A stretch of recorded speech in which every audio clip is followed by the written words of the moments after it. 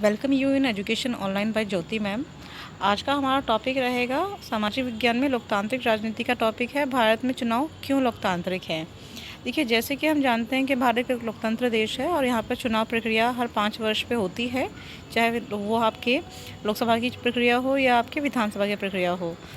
देखिए, चुनाव में गड़बड़ियाँ भी बहुत होती हैं। आप सुनते रहते हैं कि चुनाव में गड़बड़ी हुई हैं। गड़बड़ी क्या क्या होती है चुनाव के अंदर कि फर्जी नाम से वोट डालते हैं। कई पार्टियों द्वारा बड़े पैमाने पर खर्च करना पड़ता है, मतलब बहुत ज़्यादा खर्च करते हैं वो अपने प्रचार में। फिर है मतदान के दिन मतदाताओं को डराना या लोभ देना, मतलब ज़बरदस्ती वोट डलवाते हैं किसी एक पार्टी को। शासक दल द्वारा सरकारी सुविधाओं और अधिकारियों का दुरुपयोग करना।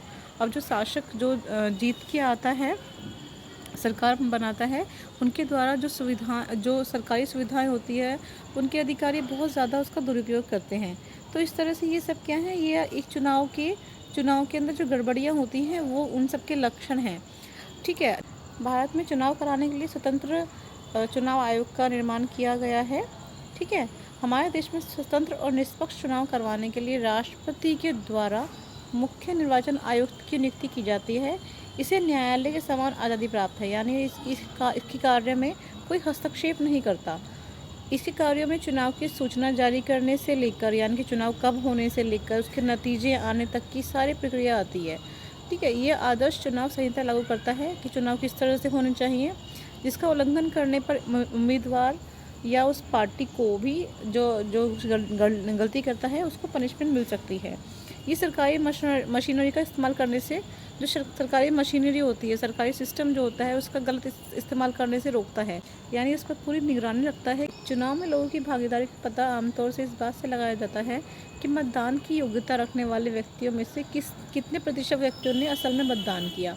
अब देखिए, जितने आप देखते भी होंगे, कई बार आप जिस दिन चुनाव होते हैं उस दिन आपके घर में से या कोई आस पड़ोस में से कई लोग तो वोट देने जाते ही नहीं हैं, बल्कि वो वोट देने का उनको पूरा अधिकार मिला हुआ है, जो 18 वर्ष से ऊपर के हैं, लेकिन वोट देने ही नहीं जा रहे हैं। तो क्या है, लोग चुनाव में भागीदारी तो निभा ही नहीं रहे हैं। अगर चुनाव की प्रक्रिया स्वतंत्र और निष्पक्ष नहीं होगी तो लोग इसमें भागीदारी करना ज़रूरी नहीं रखेंगे। अगर लोगों को लगेगा हाँ भाई हमारे वोट देने से फ़र्क पड़ता है, तो लोग इंटरेस्ट लेंगे उसमें। लेकिन उन्हें लगेगा कि हाँ भाई हम वोट देंगे तब भी इसमें धांधली होगी और कोई एक पार्टी ही जीतेगी, तो लोगों का इंटरेस्ट ख़त्म हो जाएगा वोट देने से। तो साल दर साल चुनाव से संबंधित गतिविधियों में लोगों की भागीदारी बढ़ने से लोगों का विश्वास चुनाव में बढ़ रहा है। अब नेक्स्ट है आपका चुनावी नतीजों को स्वीकारना। अब चुनाव जो हो जाते हैं उसके बाद जो नतीजे आते हैं उनको स्वीकारना। स्वतंत्र और निष्पक्ष चुनाव का पैमाना यह है कि अगर चुनाव निष्पक्ष नहीं होंगे तो हमेशा ताकतवर पार्टी शासक बनी रह सकती है। बिल्कुल सही बात है, अगर चुनाव निष्पक्ष नहीं होंगे या उसमें धांधली होगी तो इससे क्या होगा, जो एक गंदी पार्टी है या जो ताकतवर पार्टी है जो धांधली करवा रही है अपने आप को जिताने के लिए, वो हो सकता है कि हर बार वही पार्टी जीती रहे। परंतु कुछ अपवादों को छोड़कर अब अक्सर हारी हुई पार्टी भी चुनाव के नतीजों को जनादेश मानकर स्वीकार कर लेती है। अब लोग ये जानते हैं कि जो अब सब लोगों ने वोट दिया है, इसका मतलब कोई धांधली तो हुई नहीं है, लोगों ने वोट दिया है तो वो पार्टी जीती है। तो जो पार्टी हार जाती है वो स्वीकार कर लेती है कि लोगों को हमारे बदले में दूसरी जो पार्टी है उसको ज़्यादा पसंद करते हैं लोग। नेक्स्ट है आपका कि स्वतंत्र और निष्पक्ष चुनाव की चुनौतियाँ क्या हैं। स्वतंत्र और निष्पक्ष चुनाव के बीच में क्या परेशानी आती है। ठीक है, पहला है आपका स्वतंत्र और निष्पक्ष चुनाव की चुनौतियाँ। अक्सर चुनाव में कोई ढंग का विकल्प नहीं होता। अब क्या होता है कि कई बार पार्टी तो बहुत सारी खड़ी होती है इलेक्शन करने के लिए, कैंडिडेट बहुत सारे खड़े होते हैं, लेकिन उनमें से कोई भी ढंग का विकल्प नहीं होता, यानी कोई भी इतना सक्षम नहीं होता जो हमें लगता है कि ये व्यक्ति हमारे क्षेत्र से जीतना चाहिए। ठीक है, फिर है चुनाव में आवश्यकता से अधिक धन का प्रयोग होता है, बहुत ज़्यादा धन प्रयोग करते हैं, खर्च करते हैं बहुत ज़्यादा। फिर है आपराधिक पृष्ठभूमि वाले उम्मीदवारों को चुनावी मतदान में उतारना, यानी जो अपराधी व्यक्ति होते हैं वो लोग चुनाव लड़ रहे होते हैं। अब ऐसे व्यक्ति को अगर आप चुन के अपने क्षेत्र में अपना प्रतिनिधि बनाएंगे तो उसका क्या प्रभाव होगा, समझ सकते हैं।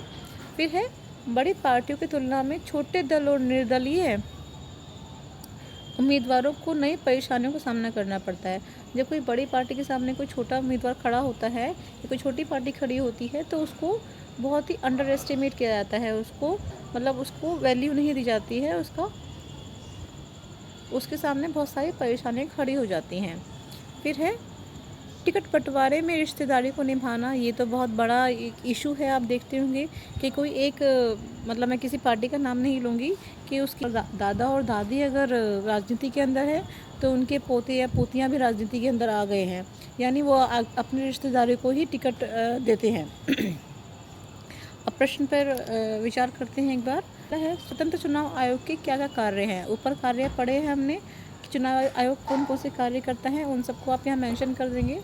सेकंड क्वेश्चन है अपनी समझ के अनुसार चुनाव में होने वाली गड़बड़ी को रोकने के उपाय बताइए। यानी जब चुनाव में कोई गड़बड़ी होती है तो किन उपायों का प्रयोग करके हम लोग उन गड़बड़ियों को दूर कर सकते हैं। नेक्स्ट क्वेश्चन है आपको क्यों लगता है कि चुनाव में लोगों की भागीदारी होना ज़रूरी है। चुनाव में अगर भागीदारी क्यों ज़रूरी है, आपको इसमें अपने विचार लिखने हैं। नेक्स्ट है आपके अनुसार स्वतंत्र और निष्पक्ष चुनाव की चुनौतियाँ कौन सी हैं। कौन सी चुनौतियाँ, ये सारी पढ़ी हैं जो हमने ये सारी चुनौतियाँ हैं इसकी। ठीक है, इस वक्त उसको कंप्लीट करेंगे। Thank you.